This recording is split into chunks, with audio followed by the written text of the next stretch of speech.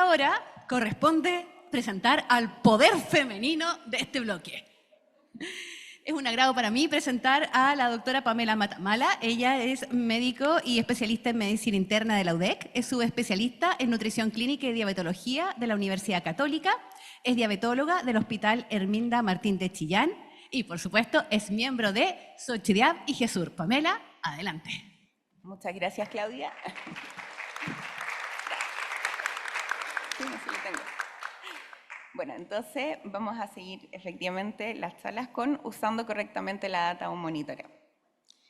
La hoja de ruta que me propuse primero fue hablar un poco del monitoreo continuo de glucosa. Menos mal ya Hans habló bastante de esto, así que va a ser muy cortito. Y después nos vamos a enfocar principalmente en las características esenciales del perfil ambulatorio de glucosa, sobre todo tiempo en rango, variabilidad glicémica y indicador de control de glucosa versus hemoglobina glicosilada.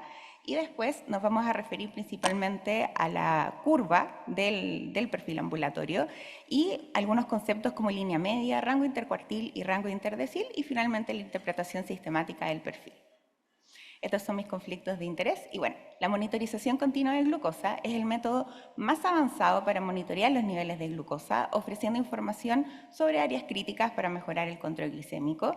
Y esto ya les mostró Hans. Sabemos que la hemoglobina glicosilada continúa siendo un biomarcador robusto y validado para predecir el riesgo de complicaciones micro y macrovasculares, pero sabemos también que tiene limitaciones significativas.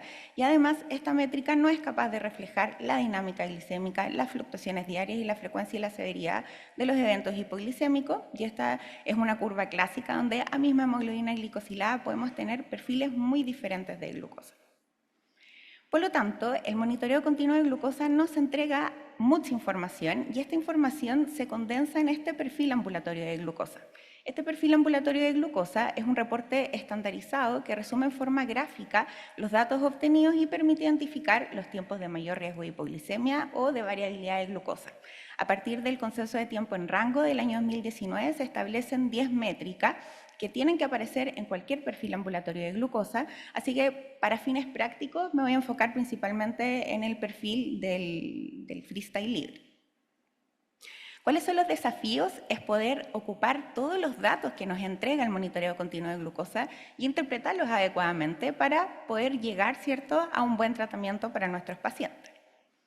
Y dentro de las características esenciales que tiene el perfil ambulatorio de glucosa es que nos dice primero cuántos días tiene el sensor o cuántos días de uso. El uso mínimo del sensor tiene que ser por lo menos 7 días para poder ser interpretable y el porcentaje de sensor activo tiene que ser mínimo un 70% para que podamos interpretar los datos. El uso del monitoreo por 14 días se correlaciona aún mejor con promedio de glucosa en los últimos 3 meses, tiempos en rango y métricas de hiperglicemia. Si nos enfocamos ahora en tiempo en rango, Hans ya habló de esto, sabemos que el tiempo en rango proporciona una evaluación clínicamente relevante del control glicémico diario. Se establece un tiempo en rango, ¿cierto?, de 70%, que equivale a más o menos 16 horas con 48 minutos en meta, entre 70 y 180, y datos retrospectivos del DSCT de automonitoreo capilar evidencian que por cada caída de un 10% de tiempo en rango, aumenta un 64% el riesgo de retinopatía diabética y aumenta un 40% el riesgo de nefropatía diabética. ¿Y qué objetivos nos proponemos para los pacientes? Esto ustedes ya lo conocen, pero para diabetes tipo 1, tipo 2, no embarazadas, en general más de 70% de tiempo en rango. Sin embargo, para pacientes adultos mayores, frágiles o con mayor riesgo de hipoglicemia, nuestra principal meta va a ser limitar el tiempo en hipoglicemia a menos de un 1%, teniendo metas más laxas, aproximadamente un 50%, que equivale a hemoglobina glicosilada de 7.9. Por supuesto que en diabetes tipo 1 y en embarazo, ¿cierto?, y en diabetes pregestacional o diabetes gestacional, vamos a tener metas muchísimo más estrictas.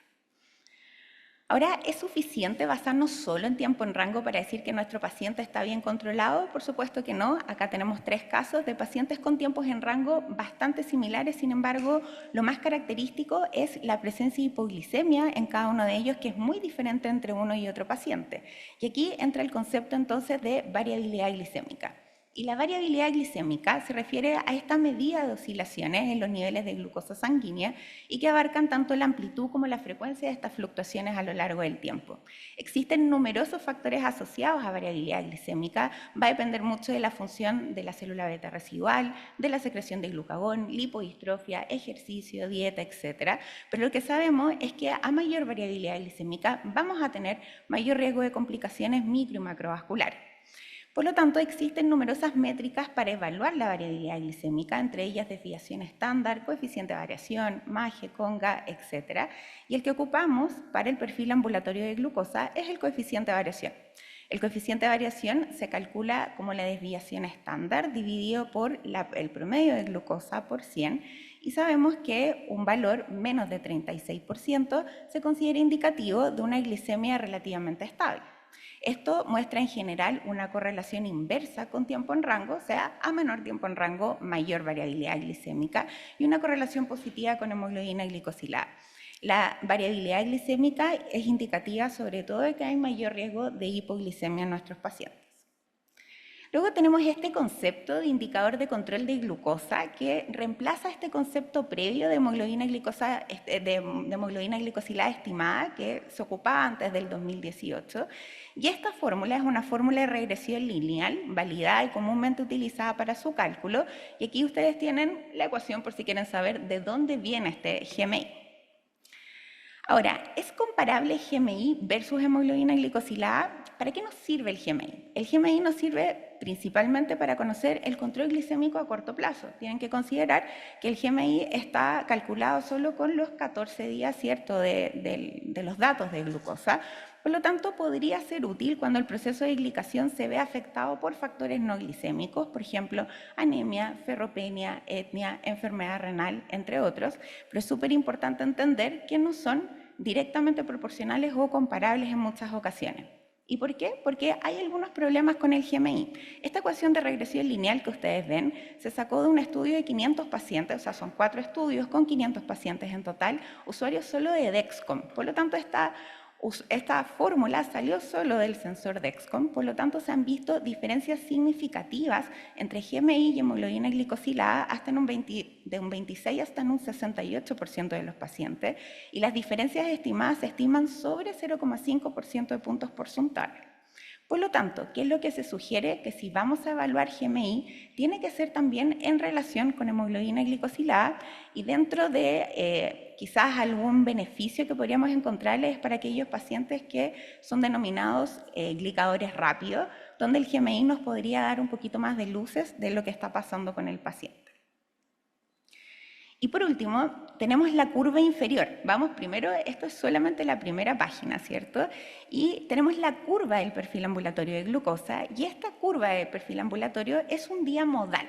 ¿Qué es lo que hace? Se extrae toda la información del monitoreo y se grafica solo como un día modal, en donde se representan todas las lecturas de glucosa y podemos ir viéndolas por segmentos horarios.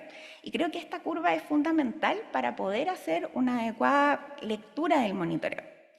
Y si nos enfocamos en esta curva, ustedes pueden ver con la letra B la línea media. Esta es una línea continua que representa el valor de glucosa por encima y por debajo del cual se encuentra el 50% de las lecturas en cada momento del día. Por lo tanto, esta curva representa el promedio de glucosa que tuvo el paciente, por ejemplo, en 14 días.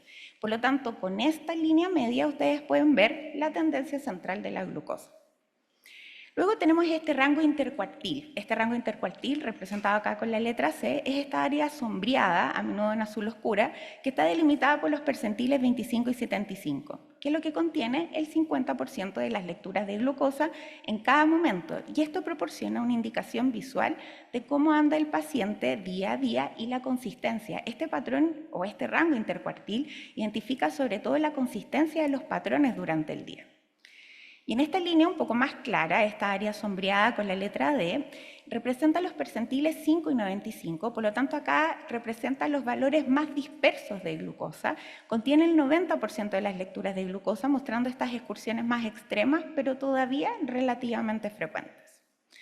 Por lo tanto, ¿qué les recomiendo para la interpretación sistemática del perfil? Primero, debemos evaluar al paciente y tenemos que fijarnos si el uso de sensor es más de un 70% por mayor de 7 días. Si es así, el sensor puede ser evaluado.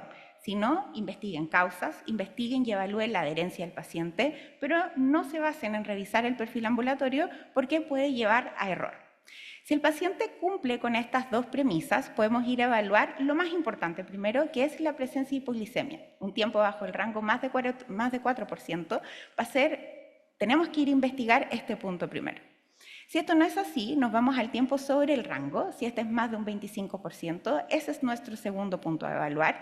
Y si eso no se cumple, nos vamos a la variabilidad glicémica representada por el coeficiente de variación. Si es más de 36%, es ahí donde tenemos que ir a evaluar.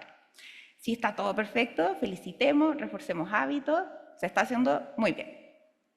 Por lo tanto, evaluamos este primer paciente. Este primer monitoreo, si ustedes se dan cuenta, tenemos el uso del sensor por 14 días y el uso de sensores sobre un 99%, por lo tanto la curva es interpretable. ¿Y qué es lo que llama inmediatamente la atención? Las hipoglicemias severas, por lo tanto es ahí donde nos tenemos que ir a enfocar. Ahora, miren la curva de día modal, que es lo que se ve una clara tendencia de la línea media hacia la disminución, sobre todo en este segmento, entre las 3 y las 6 de la mañana, y si ustedes se dan cuenta, el rango intercuartil también se ve muy cierto acá en la línea del 70, que es donde mayormente está marcado. Les voy a poner otro caso para graficar un poco lo mismo.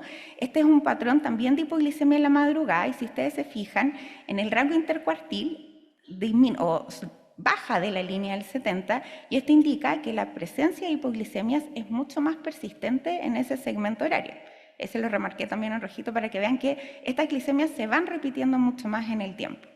Y si nos vamos a los gráficos diarios, efectivamente tenemos un paciente que tiende mucho a la hipoglicemia en la madrugada. ¿Cuáles pueden ser las causas de esto? En general, dosis de insulina basal excesiva es lo más probable, pero también, no en este caso, pero en otros pueden analizar que pueden ser dosis muy altas de insulina prandial postcena, por ejemplo, y en menos ocasiones consumo insuficiente de carbohidratos o ejercicio, si esto es de manera repetida y todavía no hemos ajustado las dosis. Vamos a este otro patrón. Si ustedes se dan cuenta, lo mismo, este es otro paciente, 14 días de monitoreo, 100% de uso de sensor y destaca de nuevo las hipoglicemias. Pero miren este patrón de hipoglicemia. Este patrón de hipoglicemia es mucho más postprandial. La caída tiende a ser más postprandial y queda en la línea casi del 70, y si ustedes se dan cuenta, esto significa que como el rango intercuartil es el que cae, pareciera que las hipoglicemias son muy persistentes en el tiempo. Y vamos a los gráficos diarios. Si ustedes se dan cuenta, en cada momento del día que el paciente se corrige, tiene una caída muy brusca y muy aguda de los niveles de glucosa, y este patrón se va repitiendo a lo largo de los días con hipoglicemias muy severas y muy intensas. ¿Cuáles pueden ser las posibles causas de este patrón de hipoglicemia? Veámosla. En general, las causas de hipoglicemia postprandial temprana, sobre todo puede ser por un bolo muy precoz, o lo otro un bolo que se hace incluso después que ya empezó a comer. Lo otro es que haya tenido un doble bolo de insulina, pero lo más probable en este paciente en particular es que su sensibilidad y su ratio sean muy excesivos, y por lo tanto ahí es donde tenemos que ir a trabajar. Ahora, de hipoglicemias más tardías, en general la principal causa sobreinsulinización, varios bolos en corto periodo de tiempo y la misma variabilidad del paciente. Vamos a este otro caso. Si ustedes se dan cuenta, de nuevo, 14 días, uso de sensor adecuado, podemos interpretarlo, y aquí el problema no son las hipoglicemias, sino que es el tiempo sobre el rango, que sobrepasa por mucho el 25%. Y si nos vamos a la curva, miren el patrón de la curva, tenemos dos patrones muy diferentes. Acá tenemos una hiperglicemia predominantemente postprandial en el periodo postcena, y acá tenemos una hiperglicemia que se ve sobre todo en el periodo entre las 3 y las 6 de la mañana. Por lo tanto, las causas de hiperglicemia son muy diferentes en estos dos pacientes. En el paciente de abajo, por ejemplo, la dosis de insulina basal es muy probablemente insuficiente, versus que en el paciente de arriba, la dosis de insulina prandial en la cena es insuficiente. ¿Qué otras causas podemos tener de hiperglicemia y que representan un gran problema para nosotros? Es que en general haya olvido en las dosis de insulina basal o prandial, que haya lipodistrofia o mala absorción de insulina, o que haya comidas con alto contenido de grasa y proteína, y el uso, por ejemplo, de corticoides. Vemos estos casos, yo soy de Ñuble, ¿cierto? Chillán, así que mis pacientes en general comen harta grasa. Y si ustedes se dan cuenta acá, esto es un caso de un paciente, por ejemplo, que de 11 toma una sopaipilla con chicharrones. Y si se dan cuenta, miren lo que les pasa. Al principio pareciera que la curva no se eleva tanto, pero miren lo que le pasa alrededor de las 2 o 3 de la mañana, que queda pegado a un 400 toda la noche. Y esto es más habitual de lo que yo quisiera en realidad. Y miren el efecto que tiene, por ejemplo, este es otro paciente, una yuya con queso. No sé cuántos de ustedes hoy día comieron una yuya en la mañana, pero miren lo que pasa un poco con un paciente con diabetes 1, que al principio no se ve una gran curva, pero a la hora y media después empieza a subir de manera muy importante. Por lo tanto, ¿qué mensaje le podemos dar al paciente? Aire debajo de las nubes. ¿Qué significa eso? Que entre 70 y 180 está en blanco. Por lo tanto, acá al paciente lo que tenemos que decir, hay mucho margen para mejorar. No le tengas miedo a las hipoglicemias porque este es un miedo muy real. Por lo tanto, mostrando esta curva le podemos decir, podemos hacer varias cosas.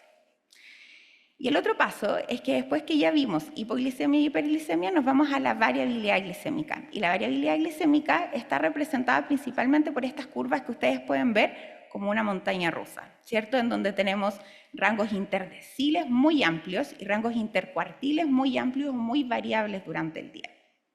Este paciente, por ejemplo, variabilidad glicémica sobre el 40%. ¿Cuál es la curva ideal? Esta. ¿Por qué? Porque tenemos una banda intercuartil muy estrecha y una banda interdecil muy estrecha. Por lo tanto, en este tipo de pacientes no hay necesidad de hacer ajustes.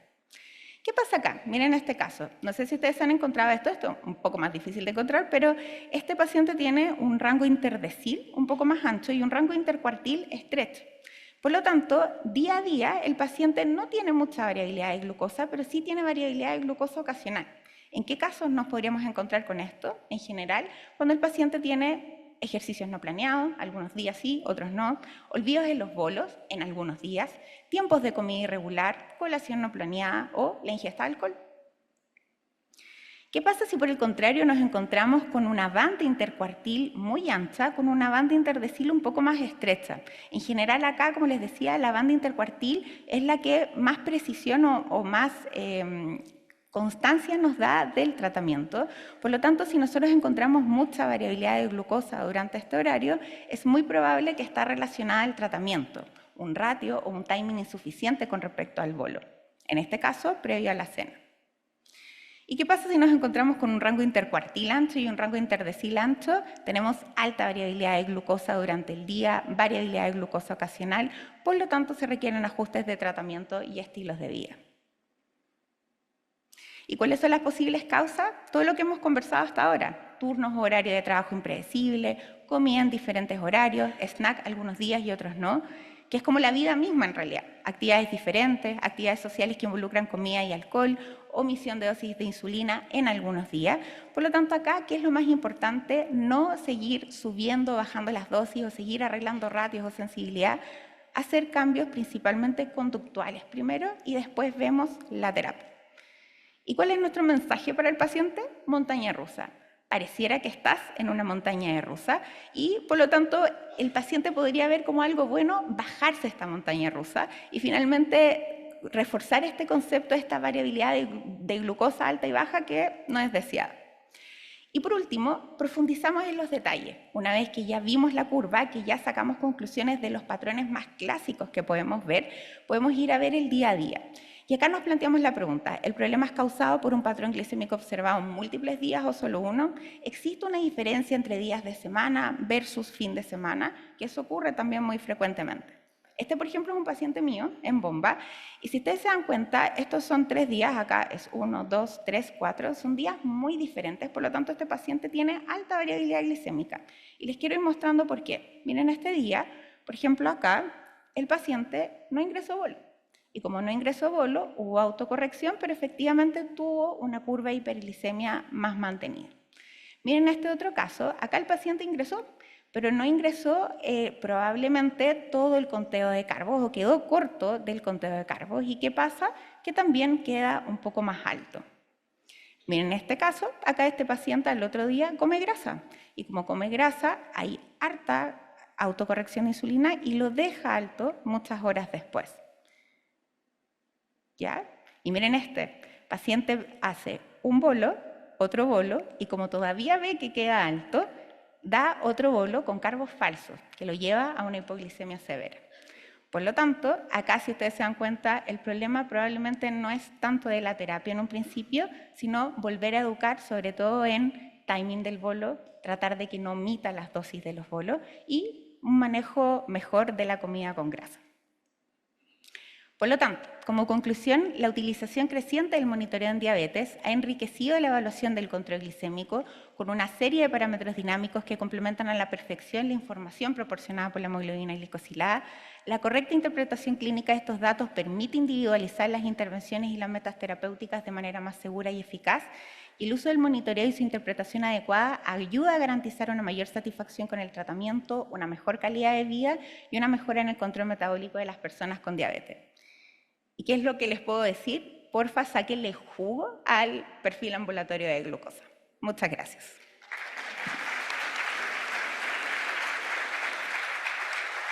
Muchas gracias, Pamela, por la excelente y práctica conferencia. Te invitamos a pasar aquí a la mesa.